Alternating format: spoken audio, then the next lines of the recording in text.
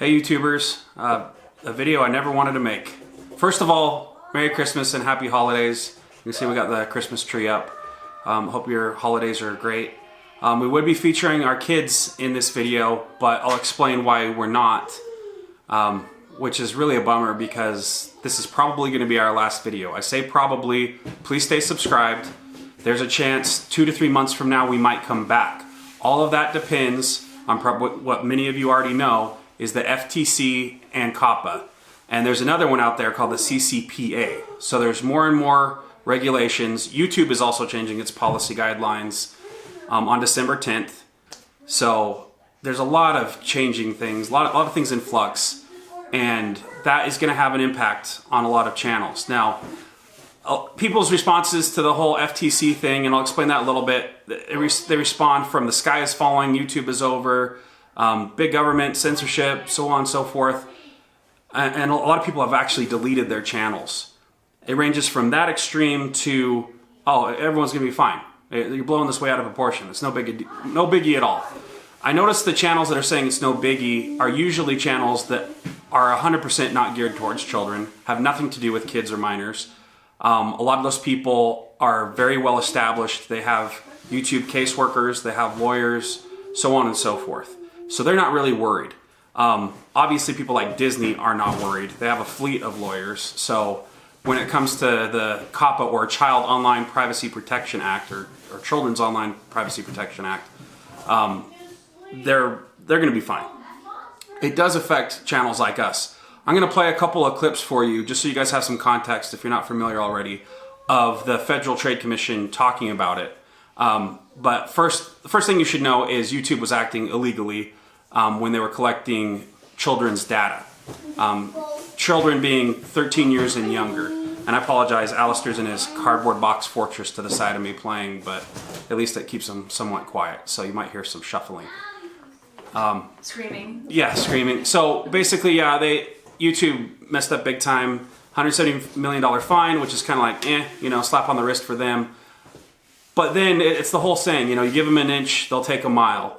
And in this instance, the FTC is going much further than just punishing YouTube. They're coming after content creators. I've watched lawyers speak about this online. They're not really sure why they're taking it this far. Some people are claiming this is a big government, finally encroaching. This is the beginning of the end, so on and so forth. I definitely would not put it past the government to encroach and take things too far. It has happened in the past.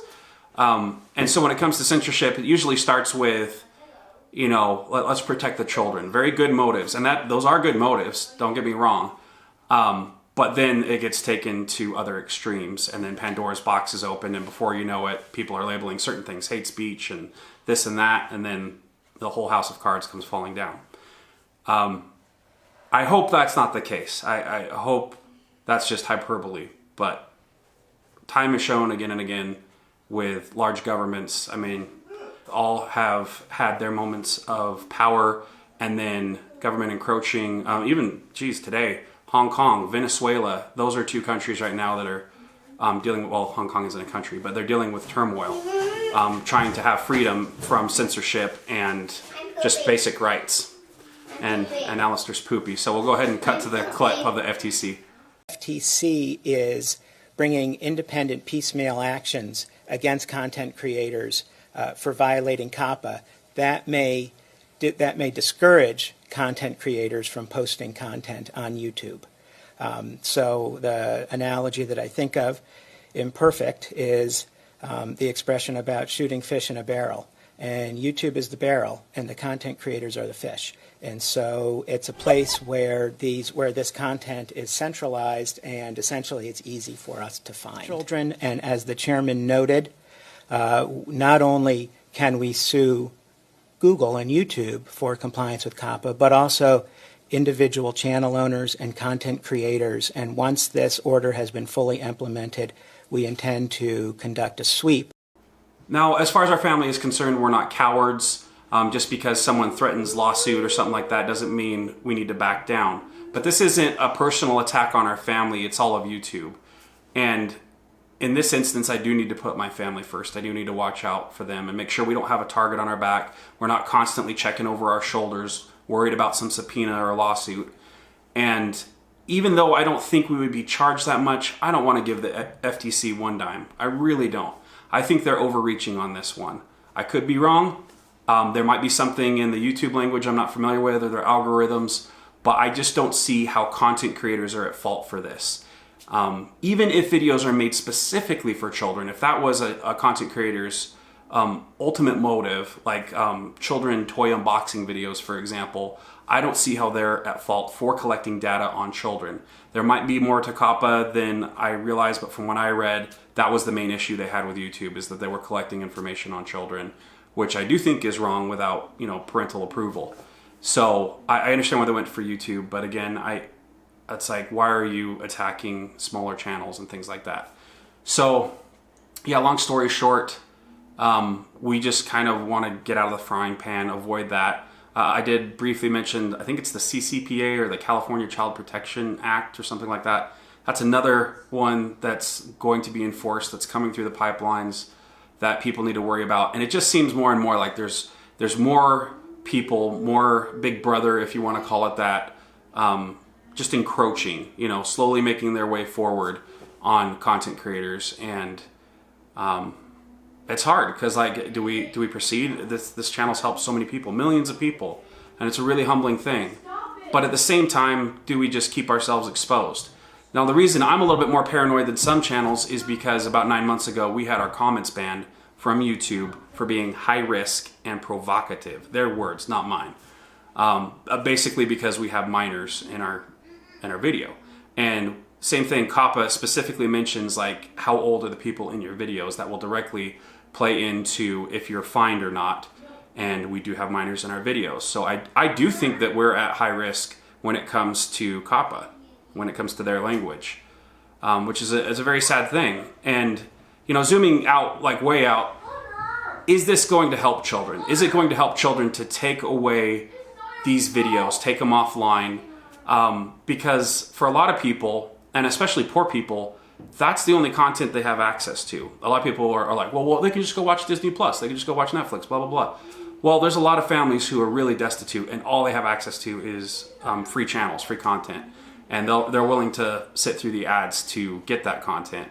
And a lot of it can be good. I understand that there's bad content out there, but a lot of the children aimed content is very good, and it's helped a lot of children.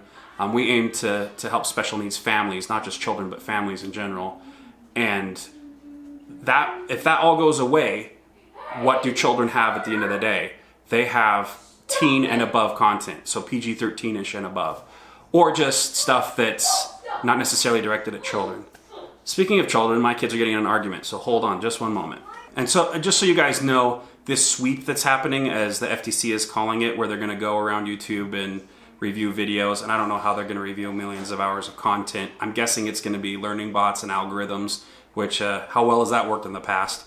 That begins January 1st. So what we're going to do is keep our channel live probably until like December 28th, 29th, and then make all of our videos private and keep them in retainer, and then wait 2 to 3 months to see what happens, to see how hard the enforcement gets. If it's like 1 or 2 channels that get sued, that are apparently really pushing the envelope when it comes to violating children's rights, which again, I really have to wonder about that. But anyway, if it comes to that and we're like, hey, the coast is clear, then yeah, maybe we'll come back. But if it doesn't, then yeah, I just don't want to walk around with a target on our backs, essentially. So YouTube has given content creators another option to get around this whole FTC thing, and that is mark your videos as for children. What this does is it takes away most of the ads, I think like 90% of the ads and the revenue, and basically puts all of those videos into a box where they're very limited, have a very limited outreach, which is the antithesis of what we're trying to do. We're trying to reach as many people as possible for autism education. And basically it's just a slow death. And YouTube has in its new policy guidelines that if a channel is non-commercially viable, that they have the right to terminate it. So now with that language, as vague and broad as it is, could basically kill off those channels if they're not commercially viable. So it's basically like saying, yes, we don't want our content to be commercially viable, and then YouTube says, well, we're going to have to pull the plug now. And so, yeah, it's just, to me, it looks like a slow death. So that isn't really a non-option for us. Just doesn't make sense to put ourselves into a corner. And I think most content creators feel that way, that option is a terrible option. Basically, it's just like marking your videos private, right? So, and again, I do hope this blows over. I do hope this is just one of those things where people are needlessly worried. But if you listen to the language by the FTC, it is very inflammatory. It's almost like they're flexing their muscles, like seeing how far they can go, how far they can push the envelope. And I hope you'll forget the Dolores, what's her name on Harry Potter? Dolores Umbridge. Yeah, Dolores Umbridge reference. I hope you'll forgive the Dolores Umbridge reference. But that's kind of what it reminded me of. It's just, when people get a taste of power, they just keep going for more, keep going for more. And it's just the sad thing. I'm not anti-government. I'm not an anarchist. I do believe in government. But there does come a point where it's too much, where the people who are power hungry seek for those positions in political positions, and it just keeps building and building and building. And the good people of the world, they don't vie for those positions because they're not sick or crooked. They don't want all that power. And so that's what you see happening, is all these power hungry people in powers of position, and then all of the nice people, the sheep as you will, being taken advantage of. And I know I'm getting off on a side tangent here, but again, I do think this is probably, we can expect more. I think that there's more to come, especially, and it was funny too, because I was talking with my wife and some friends about like, hey, maybe this, it's just one thing. It's just one division of the government, of the United States government. It's the FTC. And then a couple days later, I found out about the CCPA, and it doesn't just affect Californians. It affects anyone who displays content, and it happens to be watched by a Californian, which is ridiculous, whatever. I used to live in California. I loved that state. And now I'm just like, over-regulation to the nines. Anyway, I hope you'll forgive me if you love California. And speaking of tangents, here's one of the great ironies. YouTube banned our comments on our channel because they were trying to protect children. YouTube trying to protect children.